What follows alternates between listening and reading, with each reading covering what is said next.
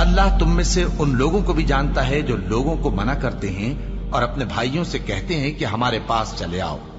اور وہ لڑائی میں نہیں آتے مگر کم، یہ اس لیے کہ تم سے بخل کرتے ہیں۔ پھر جب ڈر کا وقت آئے تو تم ان کو دیکھو کہ تمہاری طرف دیکھ رہے ہیں، اور ان کی آنکھیں اسی طرح پھر رہی ہیں جیسے کسی کو موت سے غشی آ رہی ہو۔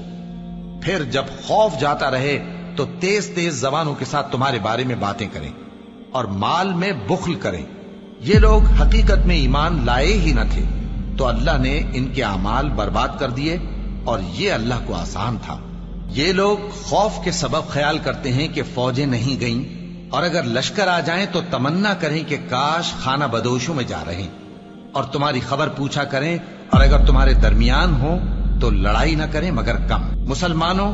تم کو اللہ کے رسول کی پیروی کرنی بہتر ہے، یعنی ہر اس شخص کو جسے اللہ سے ملنے اور روز قیامت کے آنے کی امید ہو، اور وہ اللہ کا ذکر کثرت سے کرتا ہو۔ اور جب مومنوں نے کافروں کے لشکر کو دیکھا تو کہنے لگے، یہ وہی ہے جس کا اللہ اور اس کے پیغمبر نے ہم سے وعدہ کیا تھا، اور اللہ اور اس کے پیغمبر نے سچ کہا تھا، اور اس سے ان کا ایمان اور اطاعت اور زیادہ ہو گئی۔ مومنوں میں کتنے ہی ایسے شخص ہیں کہ جو اقرار انہوں نے اللہ سے کیا تھا اس کو سچ کر دکھایا۔ پھر ان میں بعض ایسے ہیں جنہوں نے اپنی نظر پوری کر دی، یعنی جان دے دی، اور بعض ایسے ہیں کہ انتظار کر رہے ہیں، اور انہوں نے اپنے قول کو ذرا بھی نہیں بدلا، تاکہ اللہ سچوں کو ان کی سچائی کا بدلہ دے، اور منافقوں کو چاہے تو عذاب دے یا ان پر مہربانی فرمائے۔ بے شک اللہ بخشنے والا ہے، مہربان ہے۔ اور جو کافر تھے ان کو اللہ نے پھیر دیا، وہ اپنے غصے میں بھرے ہوئے تھے، کچھ بھلائی حاصل نہ کر سکے، اور اللہ مومنوں کے لیے لڑائی میں کافی ہو گیا، اور اللہ زور آور ہے، غالب ہے۔ اور اس نے اہل کتاب میں سے جن لوگوں نے ان کی یعنی مکے والوں کی مدد کی تھی، ان کو ان کے قلعوں سے اتار دیا اور ان کے دلوں میں دہشت ڈال دی۔ تو بعض کو تم قتل کر دیتے تھے اور بعض کو قید کر لیتے تھے،